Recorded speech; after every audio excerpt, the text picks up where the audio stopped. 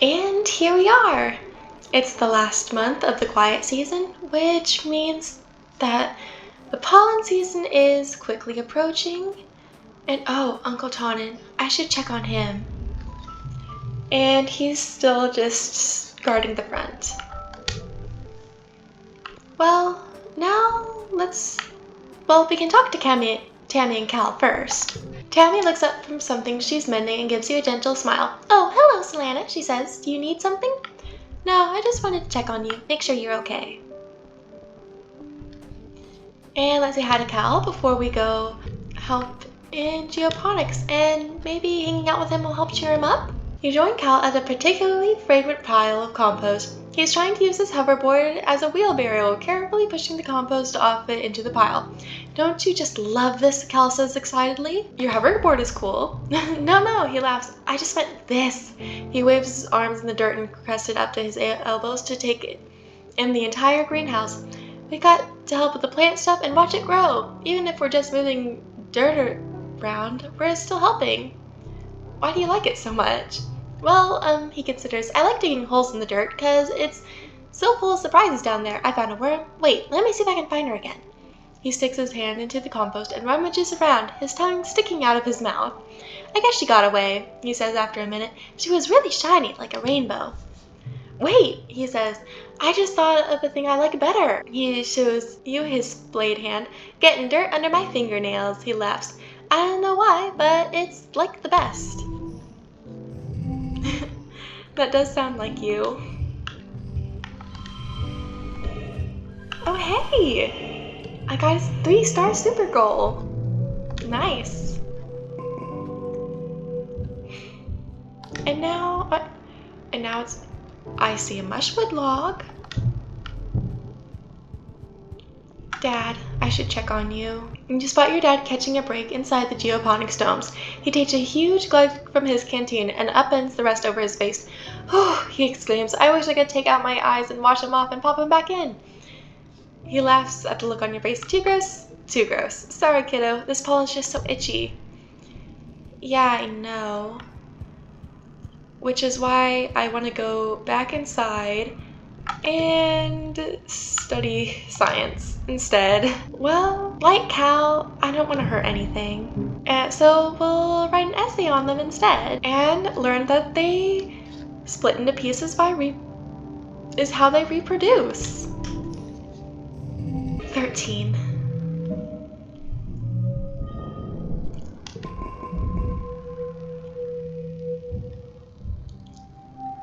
And now it's mid-pollen. Oh, Tangent has something to say. Tangent is watching a construction crew.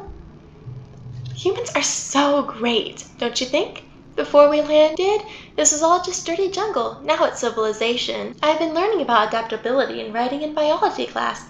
The book says that what sets us apart from animals, like we don't need fur because we can make warm clothes, and if it's too hot, we can make air conditioners instead. But the animals are important too. I mean, yeah, humans and our big brains are cool, but animals are really important to the world. Even if they are dangerous.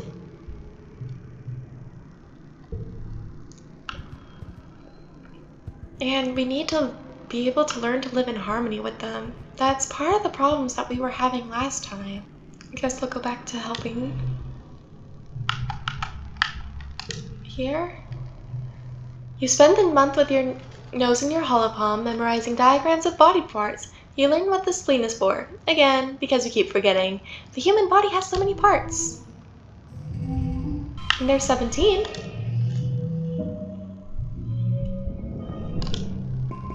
You're finishing breakfast in the common area when Marzipan trots in.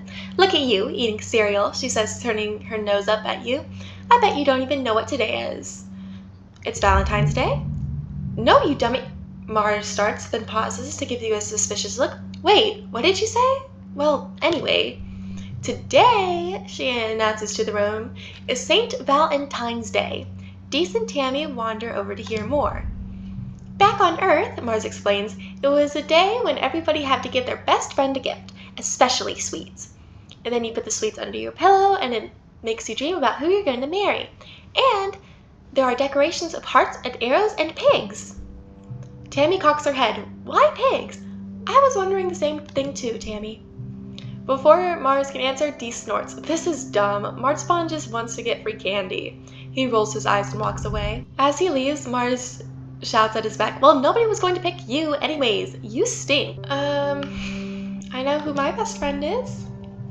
Mars bats her eyes jokingly. Oh, really? Who could it be? She asks playfully. I'm going to tell all the other kids about it, Mars says. So you go around and find your best friend and give them a gift.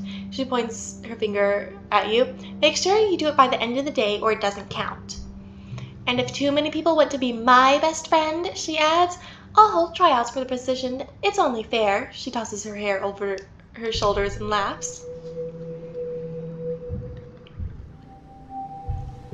Well, my best friend is Cal. Cal is standing at the top of the bluff, carefully pouring a bucket of water down the dirt on one side. He's covered in mud. Hey, check out my mudslide, he exclaims. He grabs a piece of sheet metal and slides down the dirt. He's riding a surfboard. Mud goes everywhere. He jogs back up and hands you a sheet metal. You want to try now? Sure. That might freak him out. You make it down without failing, but the mud gets splattered all over your legs. It is pretty fun though, like a hoverboard, but crunchier. That might scare him, but I mean, it's true. Cal turns very, very red and doesn't say anything. He just rubs his cheek and looks away, then takes another turn at the mudslide. You aren't sure if that's a yes or a no. Still want to be best friends? He says, picking nervously at the hem of his shirt. I already asked Tammy to be my best friend forever. She knows how to make cookies. You should ask her to make you some. He thinks for a moment. I don't think she likes mudslides though. Hey, you can ask her if she likes mudslides. Thanks. Right. Okay. I mean, I had a feeling that might scare him, just like it seems to scare everyone else when I try to tell them about the things that have happened. But come on, Cal. I just want to be friends. But you don't want to be my best friend. Well, Tammy is humming tunelessly while she braids blades of grass together. Can I be best friends with Cal too? Tammy thinks quietly while she braids. Did he show you his mudslide?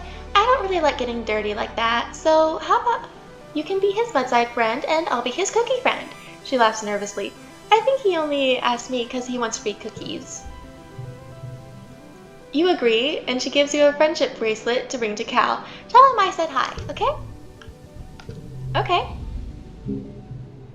You return to Cal at his mudslide and give him Tammy's friendship bracelet.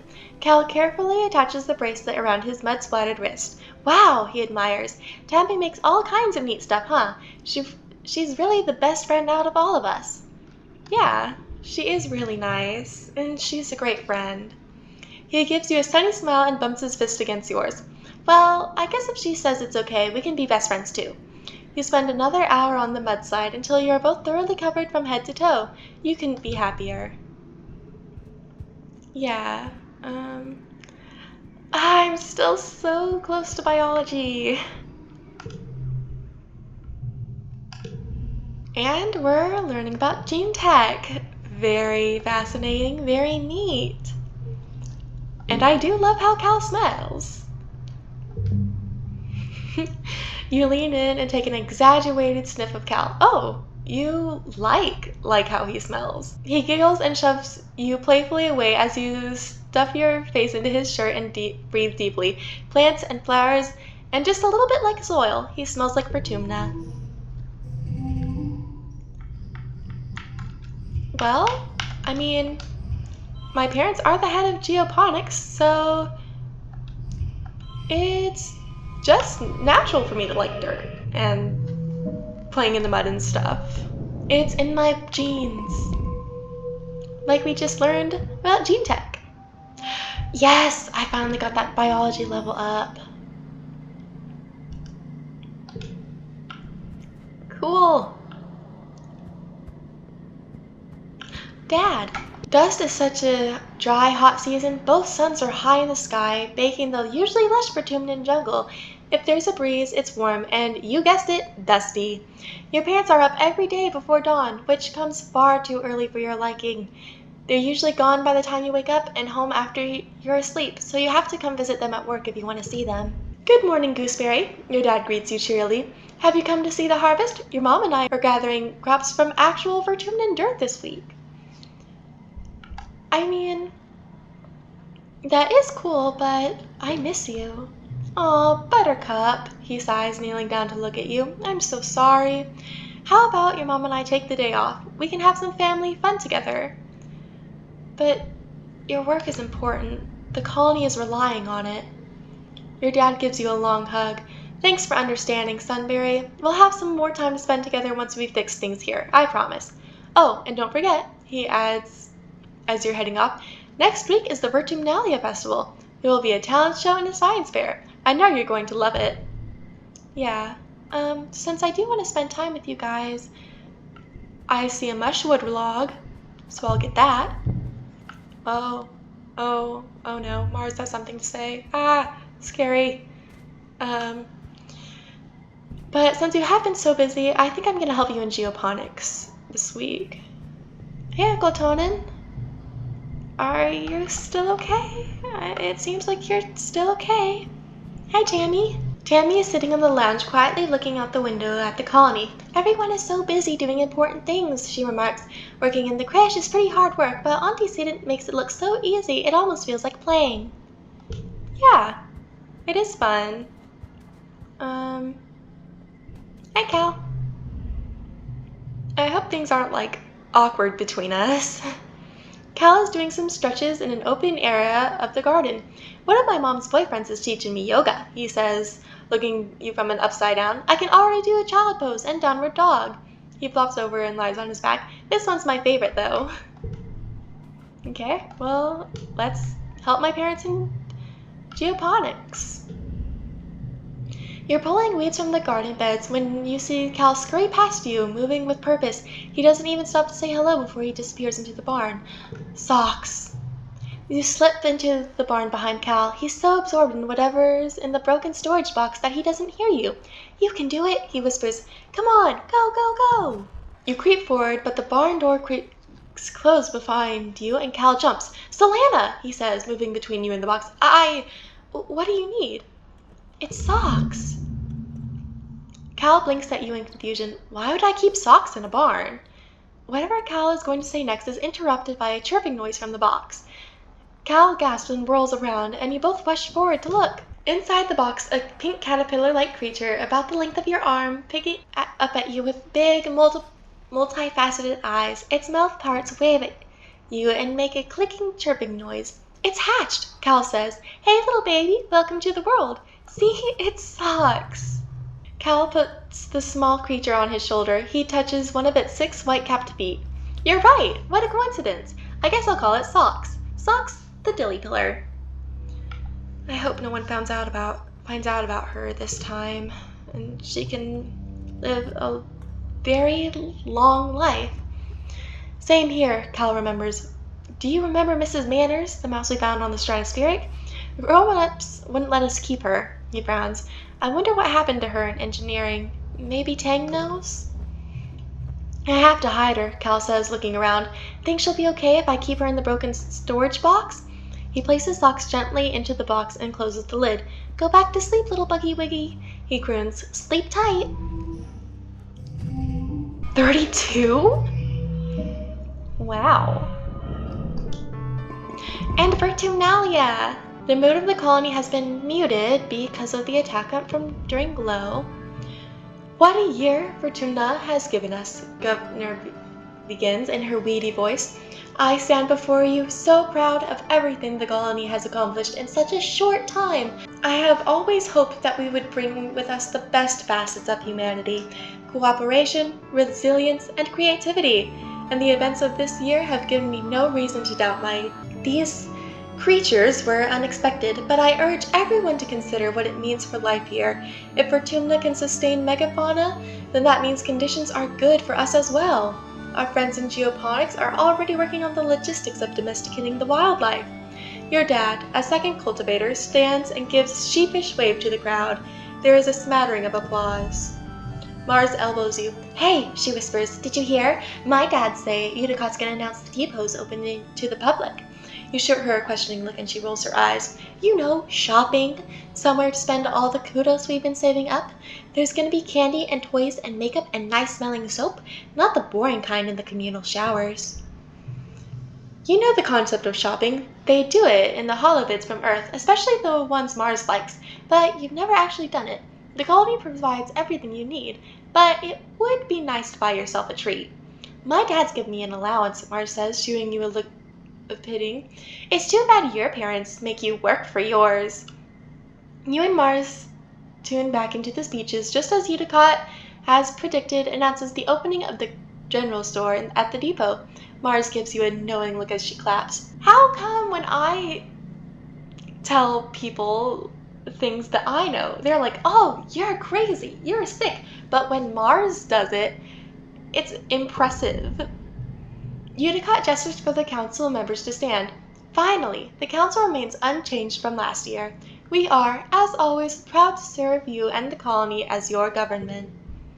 The music starts up as Governor Udicott finishes.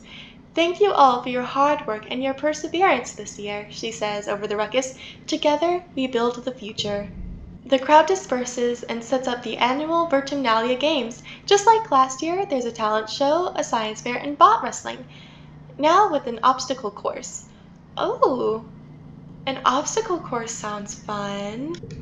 Anemone and Cal join you for the bot wrestling biathlon, so called because Cal has added the hologram obstacle course this year. Competitors will each get a turn to wrestle a hydraulic bot, trying to keep it closed for as long as possible.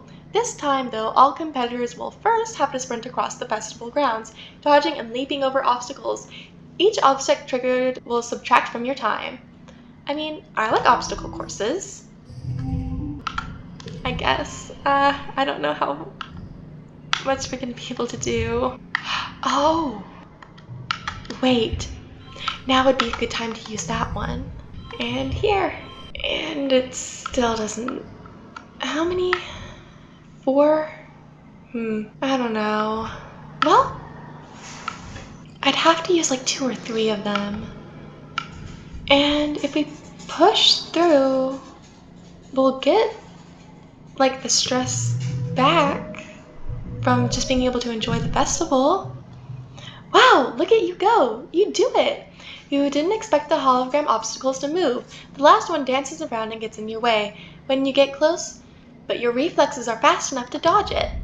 Calm hoots and hollers proudly at you when you absolutely destroy the competition. Even Anemone has begrudgingly accepted that you beat her fair and square. She shakes your hand and tells you she'll win next year. After the festivities are over, everyone takes time off for a much-needed break. Mars organizes water fight that takes over the whole colony, even the adults. It brightens everyone's spirits, even in the thick heat of dust. You end up on the top of the western wall of the east, launching water-filled proofsrooms down on an unsuspecting anemone in the sports ball court below. The walls seem like a neat place to hang out and relax, much quieter than a lounge if you're looking for some solitude. Okay. Well, I guess next time we will probably either help out in geoponics again or hang out with Tammy. Until then, bye-bye!